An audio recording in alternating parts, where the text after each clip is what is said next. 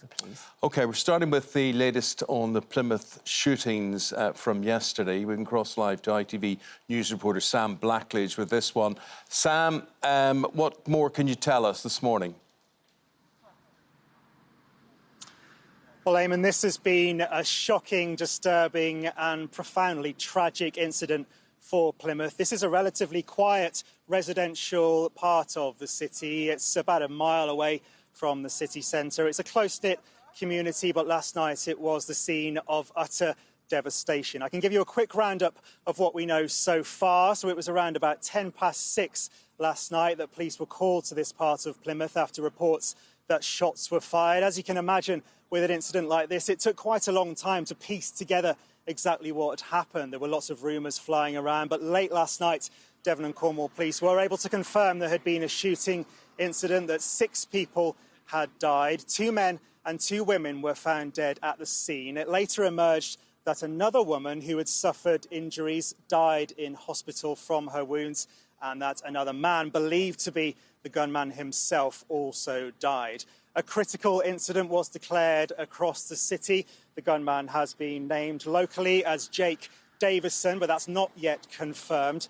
There's very little information so far about the victims, but it has been reported that one of the victims was, very sadly, a young child. But again, that news is not yet confirmed.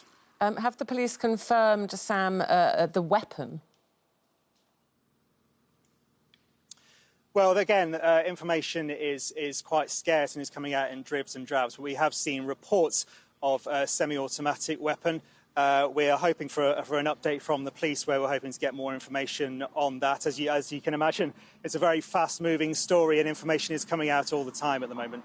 OK, so that news conference scheduled for 11:30 from the police there, but they're definitely ruling out a terrorism link.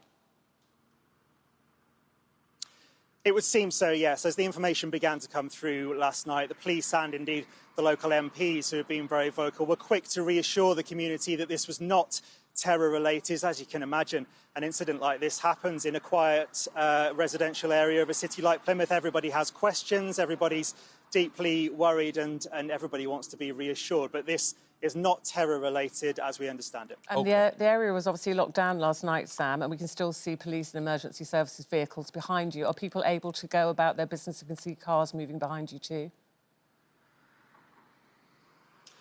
Yeah, as you can see, the cordon is still in place. The cordon was widened last night to around about where we're standing now, and then it was brought back early this morning as we arrived back here. So the police are working hard throughout last night and throughout this morning. There have been forensic teams working hard on the ground, presumably gathering evidence in this case. Local residents are affected. Some of them have been unable to return to their homes, understandably, so people are making other arrangements to be elsewhere if needed.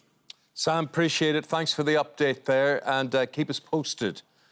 Sam Blackledge there from ITV West Country on the scene in Keam in Plymouth there. With 6 people dead, that death toll makes this the worst mass shooting in the UK for 11 years. The last mass shooting, taxi driver Derek Bird, 12 people in Cumbria. You may remember that awful situation as well. Another